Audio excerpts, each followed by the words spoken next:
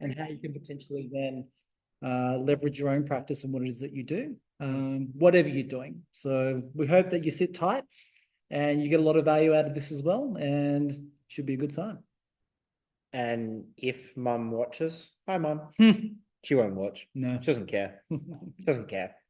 She's like, you get paid, you do a job, you help people. I'm happy. Yeah, she's not going to support this. She sees me on the sponsored ads and she's like, oh, look, it's you. I'm like, yes, mum, that was 6 months ago. That's my son. Yeah. Having said that, there's something to be said for that age group and resharing stuff on Facebook. It's definitely that's the Facebook generation. It is the Facebook generation. Who do we have? Hey, I know two of those names. Admit all. Let's see what happens. Let's put that over there too. That works. It's actually kind of cool. Beautiful. Hey, more people to admit. More people coming on in. More people. What is going on, everyone? Hope you're well. Now, just quickly, as we're rolling on in, to the best of your ability, if you can, you mind just unmuting yourselves and just showing your video so we can see your lovely faces and get to know you guys just a little bit more before we get started? Provided you're fully clothed. Yeah, of course. Please, for legal reasons. Abdullah, hi. How you going? Good. How are you guys? Not too bad, mate. Where are you calling us from, mate? Yeah, from Sydney. Oh, beautiful. Hey, nice. Yeah. Anyway, I guess, and what's brought you to Profilm University? How did you find out about us, mate? Online, really. I'm a physio. Okay, wonderful. Another one in the fraternity. Thank you. And yeah, just been following the page, loving the content. I'm glad, man. I'm really, really glad. Thank you. And also sorry. sorry for the I guess the excessive amount of banter, but it's all good. Who else do we have here? Is that Joel? I see. Joel. G'day, mate. How you going? Hey lads, how are we? Not too bad at all, mate. Whereabouts are you calling from? North Rocks. North Rocks. Oh, even better. Just up the road. You could have had a live. You could have had a live studio audience. You could have just walked on down, mate. Whereabouts in North Rocks are you? North Rocks Road. Oh yeah, so like walk down. Honestly, come on. We're walk down. Number 33. Short jog, I reckon. Say again. Short jog down the road for sure. Yeah, I was gonna say don't drive because it's a parking lot still out there at the moment. Yeah, we're looking at it right now. Yeah, mate. Yeah, no, I just thought I'd get on and have a listen. Love you guys. So happy to have you, man. Thanks for joining. You a physio as well, or whereabouts you working? Cairo. Cairo, wonderful. Yeah. Oh, yes.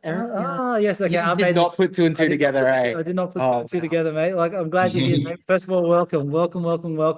Cheers. Vinay, how you doing, brother? You look quite corporate there with your collared shirt. That's not a collared shirt. This is a t-shirt. Oh, mate. This is a t-shirt. It's shadow. It's the shadow. You know. Either way, it's good look, mate. Either you can't hear me.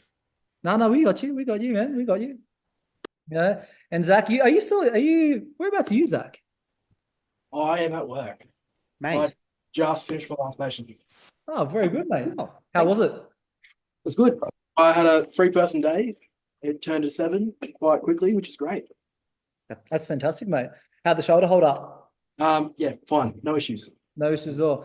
So Dry needle. no need for excessive releases. So that's otherwise not too bad, man. Well, I'm glad you had a good day, dude.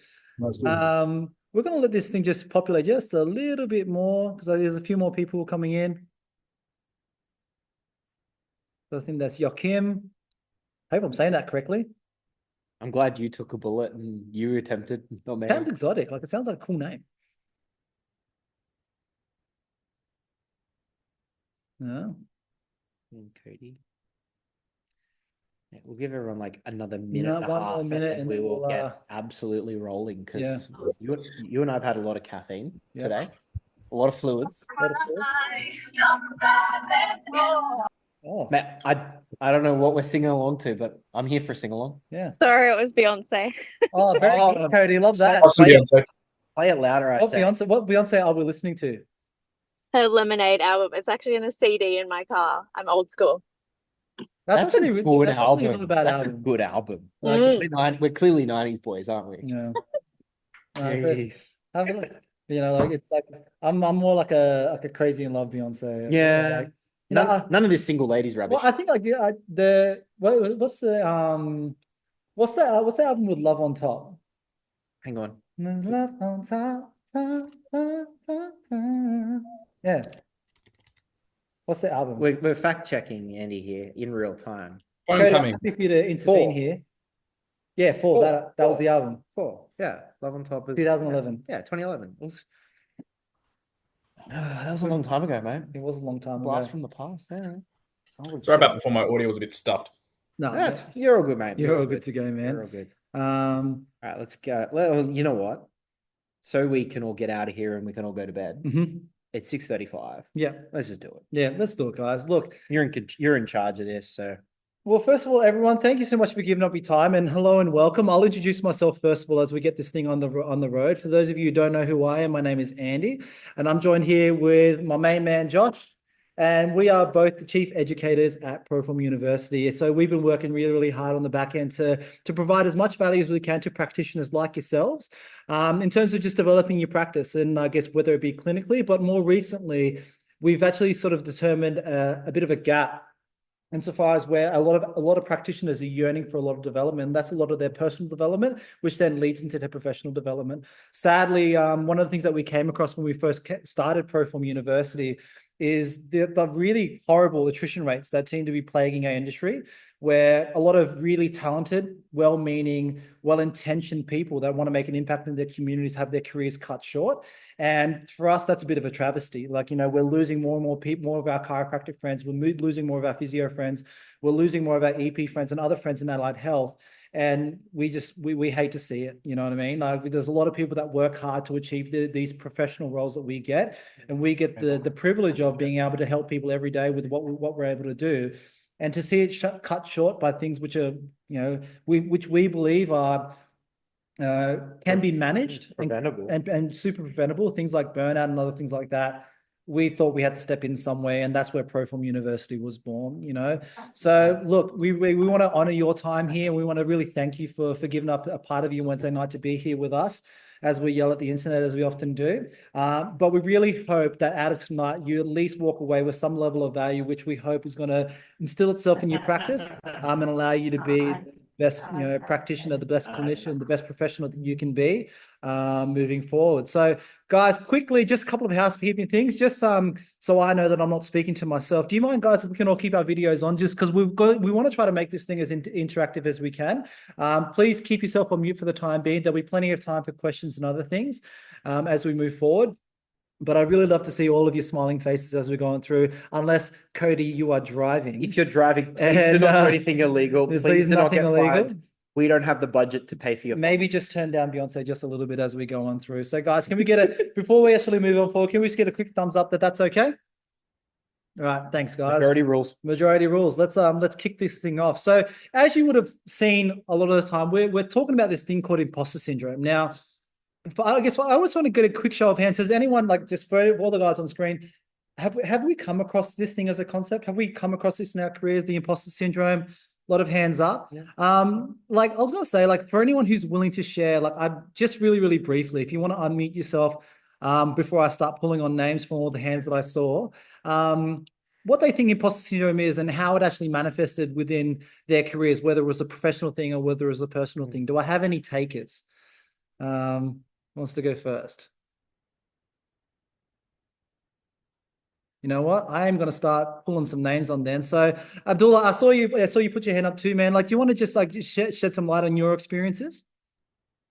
I think I only started my first workplace because I wasn't too sure. I think I landed in the wrong workplace.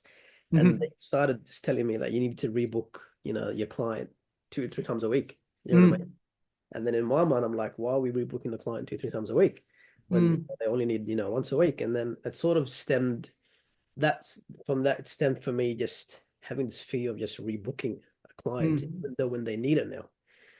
So I've been trying to battle that thought of like, okay, I'm trying to service someone. I'm trying to serve the client. I know that he needs to come in a few times a week. But then I start to think, okay, can they afford it? Can they not? And then it just becomes a whole rolling of, okay, I'll just see you in 2-3 weeks. But then they actually need the treatment, for example, next week. So yeah, it started off in a very weird place at my first workplace. I'm not there anymore now, but anyway. But yeah.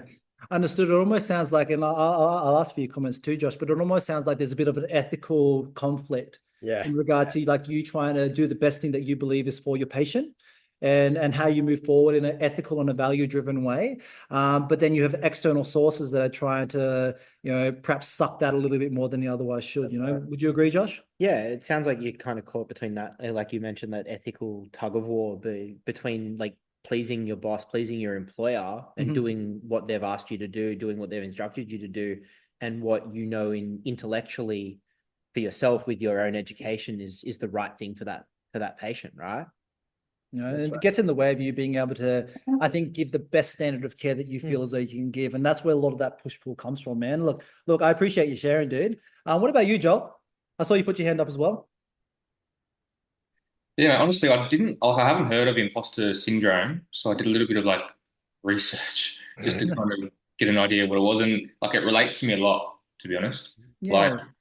I've just started out in my career at a clinic that I've been at for like 6 years now. So basically being a part of something that's been so established already and then trying to figure out what my identity is. I've been like, well, like there was a couple of practitioners that like were there for a long time and then stopped. So I'm kind of battling between seeing their long-term patients and then trying to figure out what I am good at, what I understand, my philosophy, and like basically just getting an idea of who I am, but also like personally, like going through like sports when I was younger, like thinking, it was always like a very humble approach to sport. I was like, oh, I don't want to like be known to be like being confident or like putting myself out there. And then like thinking back these days, I'm like, I wish I put myself out there a bit more. Like I was confident in what my abilities were. So I don't know if that makes sense to like the imposter style syndrome, but yeah, I can relate to it a lot. No, thank you so much for sharing, man. Because I like as a fellow person who did a lot of sport growing up, and like and running those in parallel with like your career development and those other things, that confidence that you have on the field to do well and all the rest of that stuff. The same ideas I think also manifest like in various stages in our career where we might be like sort of second guessing ourselves a little bit, and that second guessing of yourself actually might result in you then pursuing different behaviors or different outcomes that might not necessarily align with you, and actually then allow you to get the outcomes with the people that you're serving in the way that you see best. I was going to say we might take one more example if anyone wants to have a go. If not, I'm gonna pick on one more person. Does anyone want to jump on in? 3, 2, 1. I'm picking someone. How about you, Vinay? I saw that hand pop up. He knew I was coming for you too, mate. Yeah, I knew you were. It was like I knew it. Anyway, for me, I guess imposter syndrome always came down to, I guess, a feeling of insecurity and wondering if you're good enough. Especially when you first start out and you're usually around people who are a lot more experienced and a lot more tenured than you. And like Joel said, kind of about finding your own space and where you belong within that space, and being a little bit uncertain of whether you're going to be able to find the stuff that makes you stand out, makes you unique, and allows you to bring a certain standard of care, but that's also unique to you. And so for me, there was a lot of struggles with one, like, insecurity, wondering if I was good enough, if I knew enough, if I was doing the right things, if I was approaching my consults in the right way. All those kinds of uncertain questions was a big part of it for me. Yeah, no, look, once again, look, I appreciate you sharing that, man, because I think it's also like until you've actually like so addressed in some way, shape, or form, like sometimes even vocalizing and verbalizing it, actually like it hits you pretty hard. So like with some of the key things that were brought up, and I think Vinay, I think you did a really good job of articulating it there. Have we all felt something like this at some stage in our careers and something like that, more to that effect, like that insecurity element? Then I actually can think of a number of cases, especially early in my career, where that was 100% the case. And I think it's why it actually matters now is that if these things are then increasing in the amount of stress on our ability to serve and impact and do our jobs really, really well, I really hope that the information that we put forward now gives you a better stepping stone about how you can manage that for yourself, how you might be able to manage that in others, like people that you're leading. Because I guess, Joel, you said you've been in the industry about 6 years. I know, Vinay, you've been sort of out and about for, 8 or so. I'm sure there's going to be a lot of people that are going to come to you for help when it comes to managing this sort of stuff. and you guys could, be the instruments of change and really help some of these people out as well. So, once again, guys, really appreciate you sharing. Let's kick on to some of the fun bits. So we've talked a little about like how the imposter syndrome impacts us from a external standpoint, like how it actually manifests with what we're doing. And I think we've also uncovered too, like some of the emotional aspects, okay, how it made you feel, the feeling of insecurity, the feeling of, potentially a bit of frustration or uncertainty, when it comes to these sorts of things. But I guess when we look at imposter syndrome can be brought down to 4 things, and we call these the 4 Ps of imposter syndrome. And as I read these things out, you're probably going to look at this and go, oh yeah, this sounds like me, or this sounds like me, or I've done that before. The first one is perfectionism. The second one is people pleasing. Third one is procrastination. And the last one is paralysis, all right? Quick show of hands, who's experienced any one of these 4 things? And I might ask you, Josh, while I've got you here, like out of those 4 things, what's the thing that probably resonates with you the most? I'm a perfectionism guy for sure. Explain that to the people I'm a at home. perfectionism guy. So like for me, like I pride myself in having good quality work, and I pride myself in being able to do something once and do it right once. And what ends up happening is if I don't have the space to do that, or I don't have the ability to achieve that standard, I get fairly anxious about it, and I start doubting my abilities. Yeah. Because it doesn't actually conform to that perfect ideal scenario that you've got in your head. Yeah. And I guess that uncertainty is really real, right? Yeah, 100%. When you have such high standards of whether it's yourself or perceived standards from an employer, if you fall short of that, you start to think that it's a lack of competence that is getting you there. Yeah, no, I totally understand that. We've got another person entering this room as well, which is great. Welcome to all the people that have joined us a little bit later as we've gone into our imposter syndrome rant. As we've gone into it, we're up to the 4 Ps of imposter syndrome. Now, if I was to comment on that for myself, the biggest one, there's probably 2 that stand out to me, is people pleasing and procrastination. For anyone who knows my personality, is like, especially as a new grad, one of the things that I really wanted to do was to make sure that people liked me. People liked me as a clinician. They thought that I was a nice guy and I was doing everything I could for them. Yeah. Right. But then it was really, really hard at times because, like, often by me people pleasing, I would then maybe wouldn't pursue things which were actually valuable to the person in front of me. So I would second guess myself. So instead of actually suggesting something that was really, really appropriate for that person, I might take the back seat and let them guide that experience a little bit more, all for the sake of pleasing that person. And I could actually think of a number of experiences where that people pleasing got me into some trouble. And because, like, instead of me taking on my responsibility as a guide and as the physio and actually guiding that person through that problem effectively, I would try to appease them, and then through appeasing them, I wasn't actually able to suggest the better outcome for that particular problem that was going on, And like I say, really, really early in my career, that's something that I really stuck with, and I had to do a lot of soul searching to be able to determine, like, how do I actually overcome this people-pleasing nature of myself, so that way I can actually be someone who's highly valuable to my patients and the people that I'm serving, the people that I'm leading, that sort of stuff. But then the other one is procrastination. Like, I fall into, like, does anyone else suffer here from procrastination? Like, quick show of hands. Like, yeah, there's 1, 2. Thank you. Thank you for solidarity. Thank you, Vinay. Appreciate that solidarity. And procrastination is a big one. Whereas, like, I know myself, like, I have a lot of really big ideas that I want to go ahead and enact. But oftentimes when all those things if I find that, to speak to some of the things that Vinay was saying about, is if I don't feel as though I'm enough. If I feel as though that, I guess I'm a bit insecure about my ability to do those certain things, I'll have all these grand ideas and I'll speak them into existence, but I will stop myself from doing them, almost as a bit of a self-sabotaging, pseudo safety strategy that I would use for myself to try to stop those things going. All right.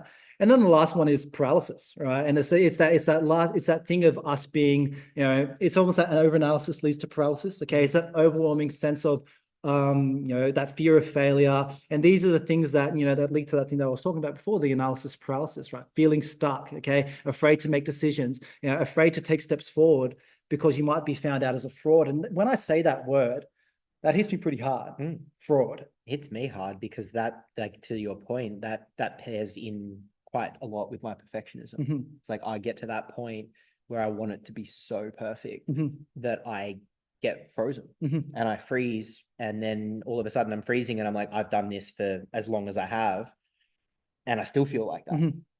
And it hits you pretty hard. It does Really? hit you pretty hard. It does really, you know. So look, and I guess, you know, to stop us sharing all of our stories and this sort of stuff, I saw a couple of hands pop up as we talked about some of these P's. I'm going to pick on one little person, if I may.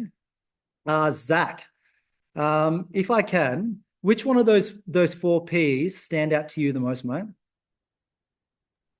Procrastination for sure. Yeah, tell us about that. I guess it's just one of those things. I struggle to do a lot of stuff without like your deadlines, sort of things driving and pushing you. Mhm. Especially when, you know, notes and stuff at work start to build up, you start to fall, you know, just an arvo behind, and then it sort of builds and builds like, oh, I'll get it later, I'll get it later. And it sort of snowballs very quickly to like a whole week of notes, and you're like, crap, Yeah. why have I let myself do this sort of thing? And then yeah, it's just that adds the pressure on your clinic staff, which takes away your home life. And yeah, it's that's probably the biggest one for me in regards to that. Yeah, I've been there too, man. Like I said, that's a big one, dude. I think there's a lot of people nodding their heads along as you're saying these things, and I appreciate you sharing, dude. Now, Haley, you put in a really interesting comment in the chat about how you feel like Atomic Habits helped you with this. Do you mind, like, you know, shedding a bit of light on that as well?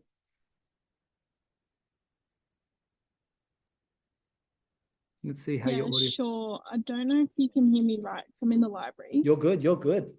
But honestly, I read it a while ago. Mhm. But I think there's a few like key rituals that you learn in that book, like how to habit stack, how to like make habits satisfying, attractive, easy, like within reach, and I can't remember the four components, but basically, and also how to remove habits by making them unsatisfying. I don't know, just like further away from your eyes. Yeah. And also like time blocking, 2 minute rule, like just starting a task, even if it's like 2 minutes or like 5 minutes in the gym, not thinking like, oh, I have to do a whole hour. I'm just going to do 2 minutes today. And then you end up like staying in there for longer once you get into the task. That's where like imposter syndrome comes in, I think, is like we're also scared to just start the thing. And then when we're like in the flow of it, we start to like get excited, but it's like that fear of just starting and like overwhelming amount of work to do. So yeah, just like breaking it into chunks.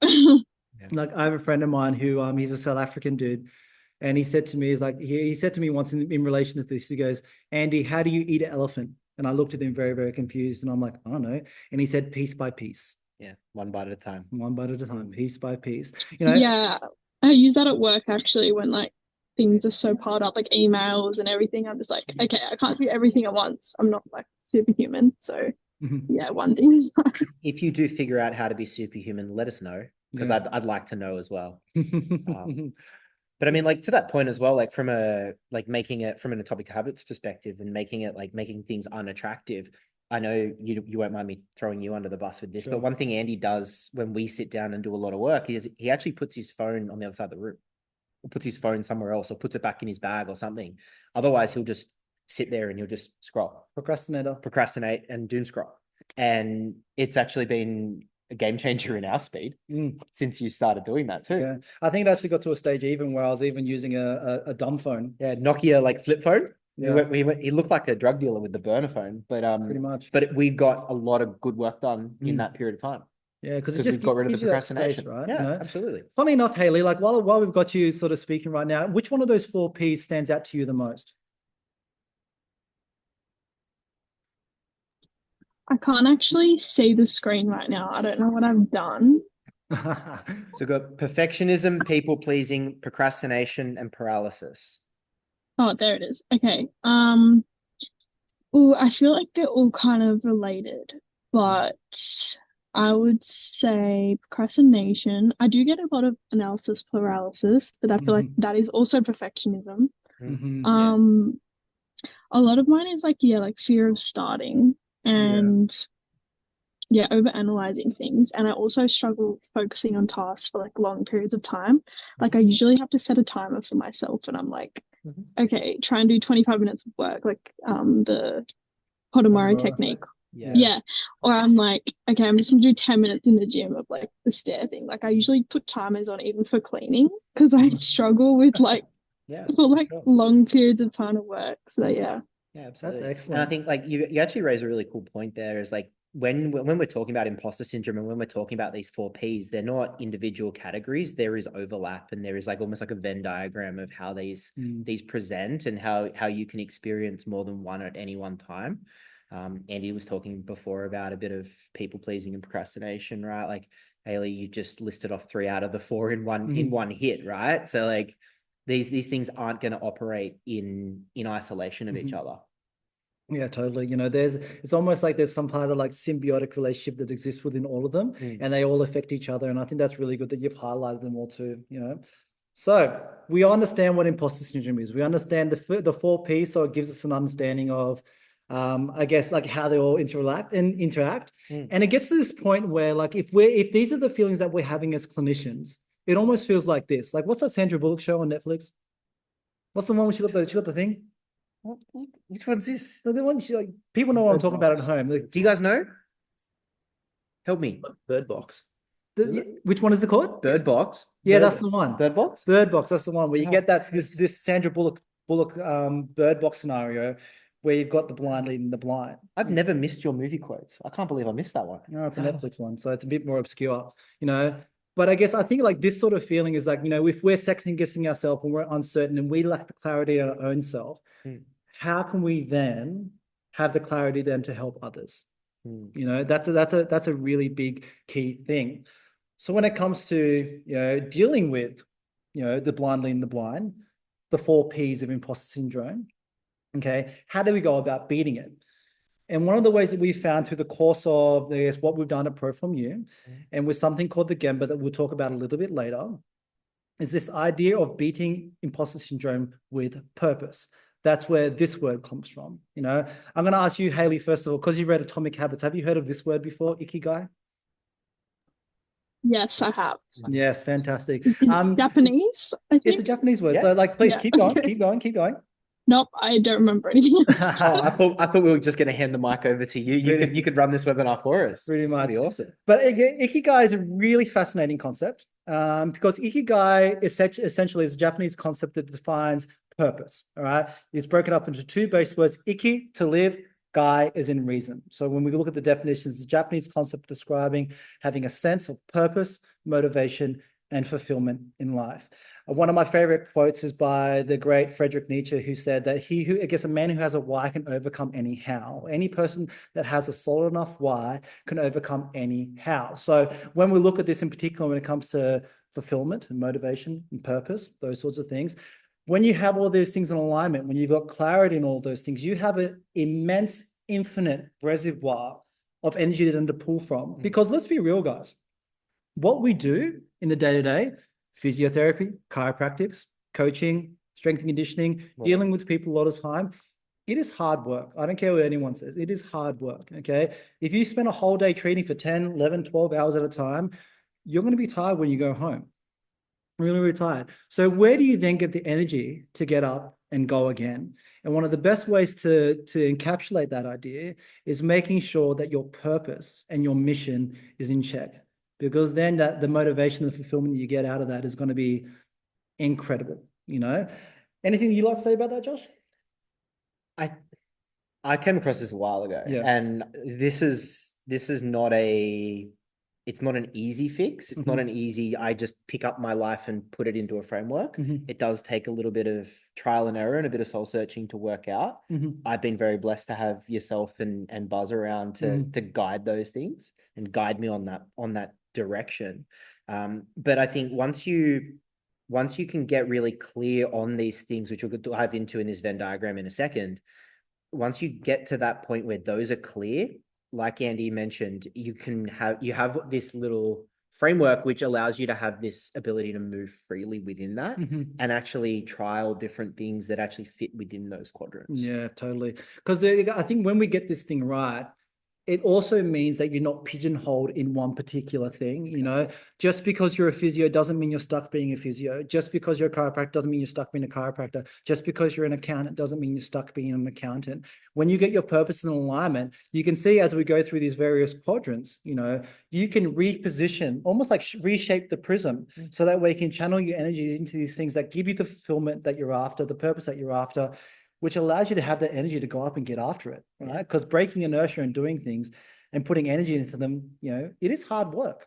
You know what I mean? So let's break off into, I guess, the various parts of what Ikigai is, right? And as I'm going through this, I'd really love for you all at home just to really reflect on each of the four outer aspects of the Venn diagram and how that might pertain to you, how it might pertain to you currently, how it might pertain to you previously, and in your previous life or your past careers or your past endeavors, but also for what you want to achieve in the future, whatever that looks like, okay? And how can you set a pathway for yourself to actually realizing those aspects of it, okay? So let's start at the top piece of the Venn diagram. We look at Ikigai being a combination of passion and mission. These are the things that you love. Okay. What is it that you love about physio? What is it that you love about chiro? You know, your ability to wake up and go to work in the morning. What is it about that you love? A lot of that, I guess, aligns with your passion and your mission. You can almost think about your mission as like your reason for existence. Right? What do you put on this earth to do? You know, might sound a little bit woo-woo, right? But at the same time, it's highly important. All right. It's the North Star. It's a North Star. Yeah, totally right. If we take it to the right, though, okay, when we look at your mission and your vocation, this is the thing in which the world needs right now. So how can you align what it is that you love, your mission, okay, and with a job that aligns you to service the community or the world in the best possible way moving forward? You know, I've seen this happen to, I guess, a number of my friends where they've actually been able to take parts of their profession and channel in a different way to help a different community in a way that still aligns with their mission, but they also found a way that they can do it as a job, which is really fantastic. And that moves into the bottom part where we look at profession and vocation. And this is the thing that you can get paid for. So how can you actually monetize this thing? You know, we talked a little bit earlier today on the Gembra about Maslow's hierarchy of needs. You need to have food on your plate. You need to have a roof over your head. You need to ensure that the car's paid off. You need to ensure that, you know, that the mortgage is paid and whatever else. Okay. But how can you align the things that you love with what the world needs and make sure that you get paid for it? Okay. And as we finalize the loop, okay, and when we're combining profession and passion, which is something that you're good at, you know? So let's look at those things all in total. Things that which you love, things that which the world needs, okay? What you're really, really good at and what you can get paid for. Sounds simple. It sounds really, really simple, but it's not. It can be really, really tricky to ascertain, you know? So it's more of a reflection piece, okay? Like about the things that you love, the things that you're good at, what the world needs, and which you can be paid for. I'm going to speak briefly about the little one on the right-hand side, because this is the one where I feel like a lot of growth and evolution actually happens. There's a really wonderful book called The Blue Ocean Strategy. It's a book about marketing. Fantastic little book. And Josh might actually whack it in the show notes here. So if you want to have a bit of a gaze at it, you can totally do that for yourself. But when you look at what the world needs, what is a massive gap that you see within the people, within the community that you're serving, within people that you want to help? What's a massive gap? What are they screaming and yearning out for, right? One of the things that we're seeing in the allied health space, and this comes from, I believe, the APA, where there was actually some data that came out around buying habits and what consumers are actually after from an allied health experience. Previously, when I guess a lot of the medical world was inundated with the biomedical approach model, is that what they were looking for was hyper specialization. So you went to a specialist that dealt with X, you went to a specialist that injected you with a corticosteroid injection, you went for a specialist orthopedic referral, and a lot of our value was placed on the specialist. Right now, what a lot of the consumer data is suggesting is that what people are after now is a one-stop shop. Okay, a one-stop shop where they can go in and they can get a number of their more holistic pillars managed by a singular therapist who has access to a great network, who can help manage all the issues under one roof, you know? So as something as if that's what the world needs and what the world is screaming out for, how can you pivot those sorts of things to make sure that you're aligning with the current trends, you know?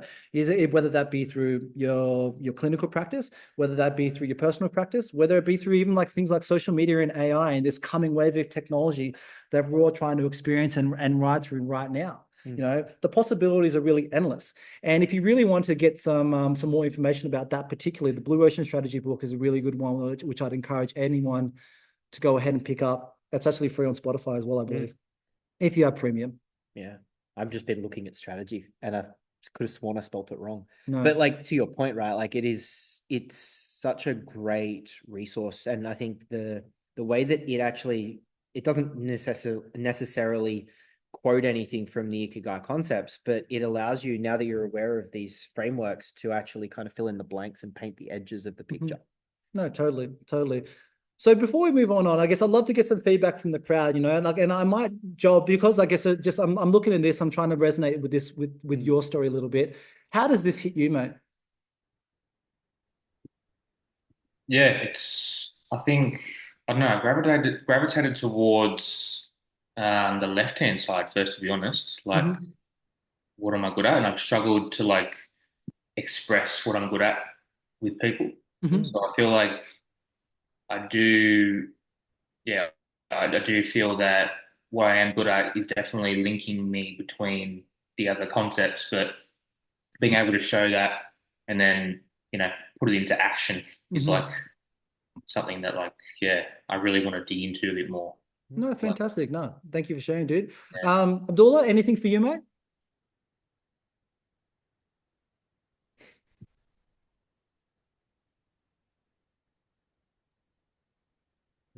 No, have we got him there? He might be frozen. Let's move on. We'll come back. You know, but I might also say, what about Cody? Because Cody's still jamming out to Beyonce. Oh, wrong way. Not anymore. We're back home. I'm home now. I am listening because I more struggled with the imposter syndrome like at the start of my career, which was the start of last year, which is it's improved so much since then. I'm not really struggling with it anymore, but I more just wanted to see, like, if I was to ever employ someone, if there was any tips and tricks on that. But looking at this diagram, a lot of that I had to go through to help with the imposter syndrome. So yeah, I can resonate with most of those things to be like, what helped me get out of that rut that I was in. Which one helped you the most, if you don't mind me probing a little bit more? The which I love. Yeah. Because I love my job. I love what I do. It's what I've wanted to do for a really long time. Good. And so then I felt like I was losing that love because I was really struggling with like that patient, how to give that love back to the patient. And so I just went through I went through what I was good at, and then what I loved, and then built from there.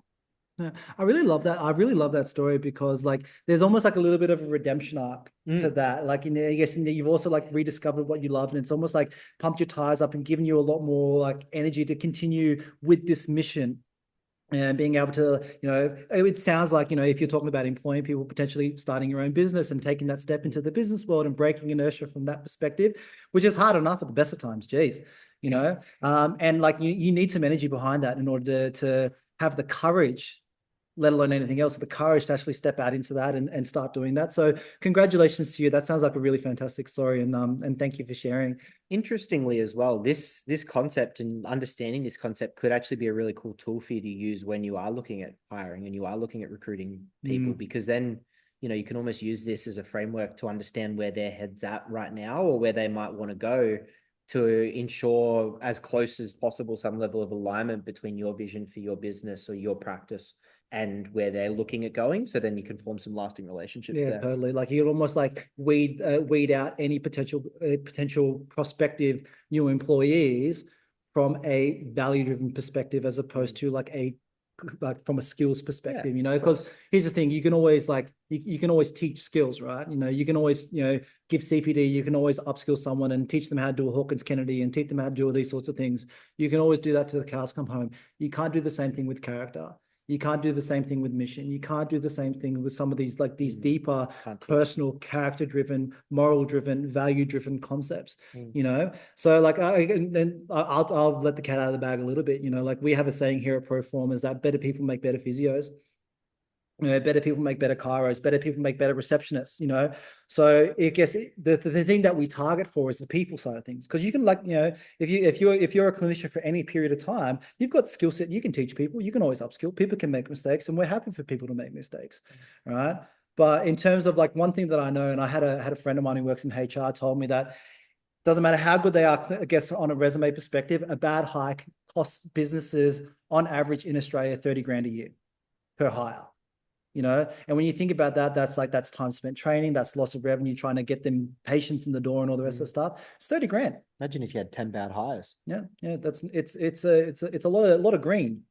You know what I mean? So getting this stuff right and saving you the pitfall of going down that pathway, I think is super important, I would say. Now we're going to go back to Abdullah because I know he had some struggles with his audio. If he's good, if not, if he's good, bail on him. Move on. We'll try again. That's all in good. No, that's all in good. Fine. So guys, that's the Ikigai concept. Okay. And I guess this is more just a better way to represent it. Our lovely graphic designer has gone ahead and put this together for us. And the big key pillars are what you love, what you're good at, what the world needs, and what you can get paid for. Yeah, I kind of like this way of looking at it as well, just because exactly the text in the middle there, it allows you to see it almost like this intersection, right? Like a roundabout in the middle of a four-way intersection, right? And it allows you to kind of see this as almost like a border and a map, if you will, where you can actually see the outer borders that then funnel in towards this main meeting space. Think of it like ancient Rome, right? Where it was all circular and it funneled in and funneled in. It's that. Yeah, no, totally. I think, but then also too, speaking to, I think who was it? I think it was Cody's point beforehand about like when you run these audits of yourself, you actually might see the portions where you're doing really, really well in this framework. Okay. But anything that's, let's say, a little bit lacking, you can be like, okay, well, I need to address that. Okay. And then one of the best things that you can actually do in that instance is actually start the inquiry. Like, what are the questions that you need to ask yourself to be able to improve in that particular area? Okay. What is it about this that I love? Okay. What does the world need right now? How do I find out what the world needs right now? Okay. What am I good at? Take an audit of your skill set. What are you actually good at, and own it and step into it and be proud of it. And if you don't know, have people around you, mentors, friends, colleagues that can help you identify those things. You bring up a really interesting question, because my good friend, Aldrin Oxing, one of my brothers who's been in this ProForm journey with me for a long time, has a very interesting question that he gets people to ask. And what he does is he gets people to ask their friends, gets people to ask their friends, why are you my friend? What is it about me that makes you my friend? And have them say something back to them, because a lot of these things exist outside of our perspective, and sometimes we need a consultant to bring these things to fore. So a couple of really, really interesting things, guys, and I hope it makes it more crystal and clear for you. All right. So now this is the reflective question, and not something that we're going to pretend like you might have figured this out through the course of the call, and if you have, fantastic. Love to hear it. Love to hear it, right? And we might actually open the floor up again for anyone who does have it, right? But I guess the bigger reflection piece is like, what is your Ikigai? Okay, what is the things that you love? What is the things that you're good at? What does the world need? And how can you go out and get some revenue for yourself in this particular instance, right? Yeah, if we're thinking about it from imposter syndrome, right, and we're thinking about this Ikigai and this finding this driving purpose, this North Star as the way forwards to move beyond that imposter syndrome. Now, that's not to say that you're going to fix it forever. Likelihood is it'll pop up again at some stage. You'll evolve in your professional life or in your personal life, and you'll evolve as a person, and it might come up somewhere else. But if this Ikigai is your North Star, then we need to understand that, so that we can then go back and we can actually solve where those imposter syndromes are, put techniques or strategies in place to address it, so that we can actually continue working towards what matters. Totally. No, I think that's a great point, Josh. Now, as we move on through, all right, now we're at this stage, and now that we've talked about, and identifying imposter syndrome, and I guess I really want to thank each and every single one of you for sharing your stories and really like feeding this, what I feel has been for the last 45 minutes, a really robust discussion, and with that being the case, right? Like I said, I just want to really thank you guys for being a part of this and making this what it is. And I think right now, I wanted to ask first of all, before we move on to the next bit, does anyone have any bleeding questions? Does anyone have any things that they look, while we've got the chance and a little bit of a break in the prezzo, are there any burning questions on anyone's mind that we can sort of maybe go into a little bit now? I'm going to say it in 5, 4, 3, 2, Keep rolling. 2.5, 1. We've Okay, got no so patience. we're gonna move into the next little bit, and this is also too really to offer something a little bit different to you guys, because here's the thing. Each of you that have sat on this call have taken the time out and you've given it to us so we can try to help you, manage this imposter syndrome stuff, but give you some solutions about how you can go about solving it for yourself. And it's at this stage too that we wanted to showcase something that we've been working on behind the lines of Proform University on the school platform, is that this thing, it's called the Genba. And the Genba it's our baby. It's our flagship course. It's the one thing that we've been offering to a number of various clinicians, not just physiotherapists, but a number of chiros, a number of RMTs, a number of strength and conditioning coaches, a number of fitness people that work in the fitness industry, a couple of dietitians as well that have partaken in this particular course. And it's something that's really, really near and dear to our hearts. And we just want to let you know that as a part of, I guess, this coming month of September and leading into the first week of October, we are starting our next intake for the Gemba.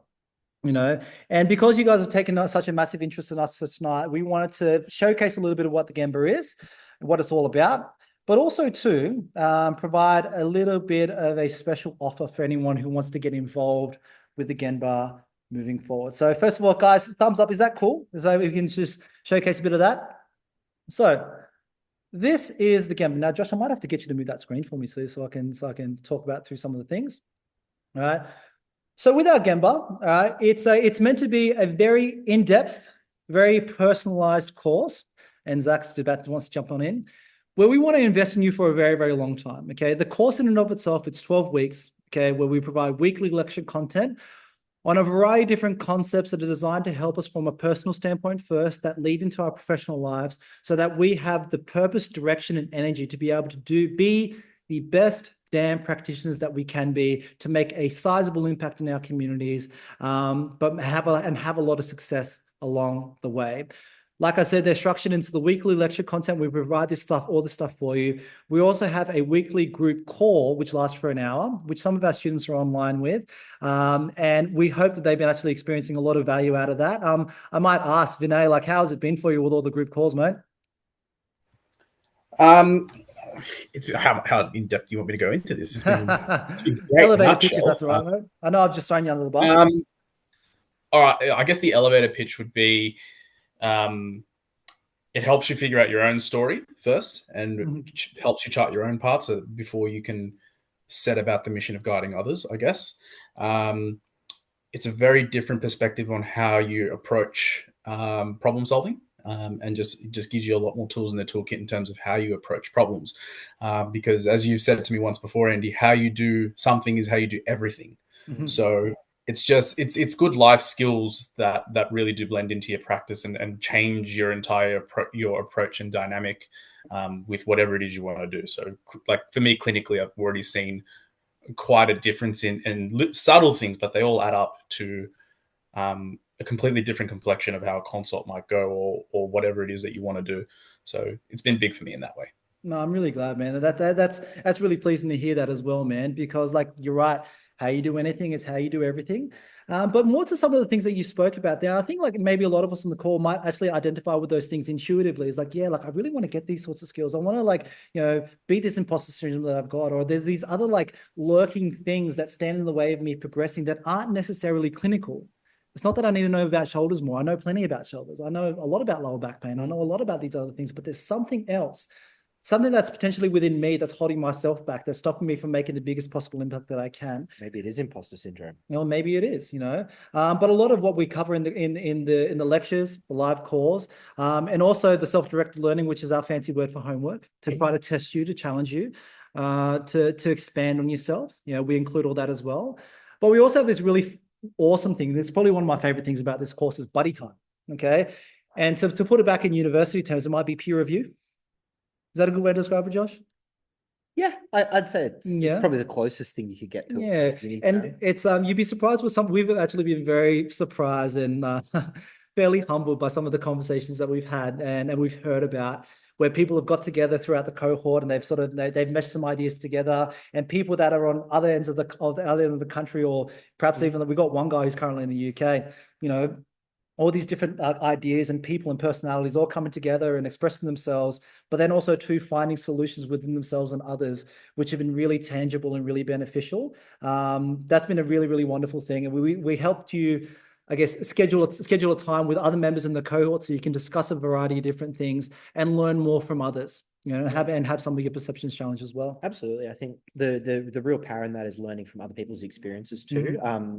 Vinay, for example, he's been around the block a few times now. He's been out for a hot minute, and he's been paired up with guys who are 6 months out, and you know, both have learnt off each other just as much, and it's quite powerful to see how it accelerates people's perspectives, or just provides a different perspective altogether, really. No, totally.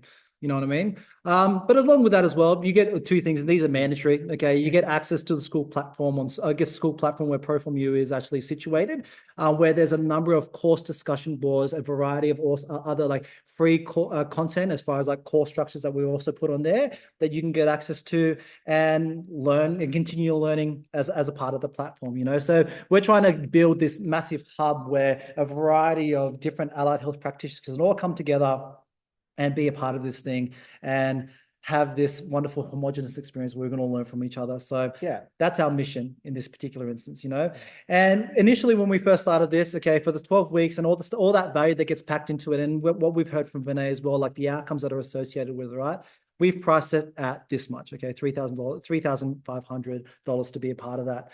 But like I said, you know, we wanted to honor your time. And for anyone who does want to be a part of that today, we're going to do something really silly. This is the last cohort leading into Christmas. So you can kind of consider it as our Christmas special, okay? Because I think by the end of the 12 weeks, it will be the week before Christmas, won't it? Christmas present. It finishes literally like the 23rd of December. So Merry Christmas. You know, and we wanted to do this for people like yourselves that have taken interest and you want to step over the line early, you know. So if you're really keen and you've taken interest in this webinar, you want to be a part of it, we want to thank you for that. You know, so for the people that are joining these webinars, we're having this exclusive offer where instead of paying $3,500, you're going to pay $2,850, right? Which is a fairly significant reduction in cost, you know. But once again, it's just to say thank you, really, and try to help as many people as we can, you know.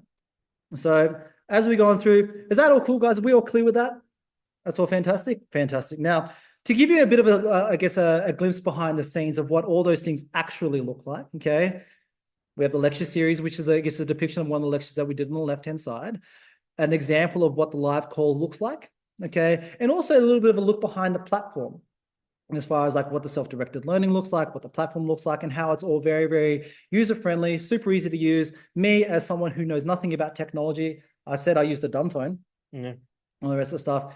It's all to make your life just that little bit easier. You know what I mean? So the lecture content is there, the live calls are there, the self-directed learning is there, extra resources all built in one platform where you can get access to that. And once you've got it, it is yours. Yeah, for life. For life. You know, so that's the proposition that we're laying forward. Okay, so that's pretty much the end of, I guess, what we've got with the Gemba. For right now, do you want to take this next week, Josh? Because you've got the notes in front of you, mate. Yeah, I mean, like that kind of wraps up what we're talking about tonight. I hope you guys got at least something out of us talking about imposter syndrome, and at worst, maybe you didn't actually realize that you had any imposter syndromes and it kind of just sparked its ugly head up at you. If so, reach out to us. We'd love to chat with you more. We'd love to help guide you through some of that stuff and help point you in the right direction of places you can go, or some different perspectives and different viewpoints from, you know, like you said, we're close to 20 years between us, I think, something like that in this. So we've been around the block a few times and we'd love to help you out. Having said that, though, we do also have another couple of webinars coming up in the next couple of weeks. I don't actually know what we're doing next week's on. It's a surprise. I think it's a surprise. I don't think you know yet, do you? No, we got a few ideas. You do? Okay. Yeah. And look, to ensure that you don't miss out on those webinars, because they will be probably more impactful than this one, because I have a feeling I know where you're going with these Yeah. ones. I have a feeling I know, and they're gonna be hard hitting ones, and they're gonna be really important, not only for wherever you are at now in your careers, wherever that may be, but setting you up right through to the end of your career, and being able to set that trajectory, set that foundation within that first 4 to 5, 6 years, to then allow you to be as impactful as possible as a practitioner and as a person. Totally. So I think we've got some type forms coming out after this, right? Yeah. So where I was getting to with that is that we'd love to have you join us for the next couple as well. And I'm about to literally right now go copy paste. There's a type form link in the chat right now for the next 2 information nights, next 2 value nights, I guess you call them. Where if you can register for those and you're interested in joining us, you will get all links known to mankind, all Zoom links, everything like that. You don't have to watch our Instagram stories to get a Zoom link. Yep. And from there, we will be discussing whatever you decide to discuss next week. We'll be doing a lot of that stuff. And we'll be doing a lot of that stuff. And that'll allow you to then join us again, get some more value out of us, hear from Andy, hear his perspectives, and hear us yell on the internet. Yeah, pretty much. And get a hell of a lot of value too in the 100%. process. If you're finding though yourself too that you've taken a lot out today, you're really interested in joining the game, but you want to take the next steps forward. Josh will also put in another type form into the chat box now, where if you want to express your interest, and then we can actually get in contact with you and start that process for you if that was the case. You know, like I said, we've had a number of our students going through that have had a lot of value moving forward with this cohort. And we want to extend that value and ensure that more and more people get the most out of this experience and can be a part of this as well. All right. So a couple of type forms coming your way. Also check your inboxes and potentially even your spam, because we're going to send all this stuff out to you as well. So you got more time to reflect and mosey over it. But yes, you will also get a recording of this too. Yeah. To your probably spam folder at this point, to be honest with you. But check your spam folder within the next 24 hours, because we will send out the recording of this and it'll go up on YouTube as well. So everyone who did sign up, who couldn't make it, will get plenty of value out of us from the past. Yeah, definitely. So guys, that's all we had for tonight. Now, before we close off, I guess, what we had prepared and all the rest of the stuff, any comments, any questions? Because otherwise I'm going to find 3 people and throw them under the bus before we finish up. And they're going to 5, 4, 3. Cody is touching her phone. I'm looking at Cody. She's shaking her head. Not at this stage. Well, look, okay, I'm going to grab someone else because I was just doing my forms. Okay, wonderful. So I guess why you've actually unmuted yourself, like yeah, perfect bait and switch right there. Gotcha. Got it. Tell me, I guess, what was the biggest thing you took away from tonight that you could use moving forward in whatever else that you're doing? I like the clear structure of the Ikigai. Like it makes sense in the way that you guys have laid it out with the diagrams. Just like really highlights the things that should be focused on and can help you progress out of that imposter syndrome phase. I think that is quite useful there. No, understood. No, I appreciate that. Let's hear from you too, Joel. What about you, mate? What was the big thing that stood out for you? I think it was just so relatable, which was nice to hear. And like exactly what Cody said, just like given a foundation to work with and like just improve on and work on certain things that you need to work on specifically is just, it was so good. No, I'm glad, man. I'm really, really glad. And it's just a different perspective, right? Because you don't know what you don't know. And like these modes of inquiry, this level of perspective just allows you to go on a different adventure and start learning different things about yourself that you might not already know. The last one that I'm going to pull on is, how about Haley? What are you taking away? What are you taking out of this, my friend? I think I really liked when you said ask your friends what you're good at and what they, because they know you the most. Yeah, I actually did this recently with one of my best friends, and we always have the deep card conversation game in the car that I bought her. We pull it out and get really deep. Anyway, it's just nice. She always says you know what to say. I'm good at talking to people and just connection and advice and things like that. So it's it's nice to hear from a friend, but it's like, how do you actually like put that into action? It's like, you know. That's an interesting Mm. one. You got any thoughts on that? I know you do, but like, it's like, it's great, and it's all well and good to have these things identified. I think taking that next step of, now that it's been brought to light, now that it's been brought into your vision, sitting with it and developing a plan or an action step from that of how do I grow that? Because it's all well and good to have those skills of being able to have like build connections really effectively and really easily. In my experience, the people who are very natural at it, like my mate here, Andy, he still works on it. He still works on it every day. So, sometimes he actually has to work on it so much that he has to learn to be quiet because he talks so much sometimes, and he's so excitable. Let's go with that. When he talks and when he's with a patient, especially, like I've been a fly on the wall in his consults, for instance, and he'll intentionally ask questions that make him shut up so that his patients can actually get a word in and feel like they're actually partnering with him, as opposed to just listening to a monologue from him. Yeah. And like to that point, like it's one of those things where a lot of the times when we do connect with people so well, whether that's spoken or not, we do read the room, we do have a lot of those, we can pick up on those nonverbal cues. Being able to identify that and then harness those and really leverage off those to create an impact for our clients, for our patients, is the next step past that point. I think that's a good close. I'm going to pull on one more. As our resident, or one of our close to resident PFU Gemba alumni, Vinay, what's the biggest thing you put out tonight, mate? Jesus, again.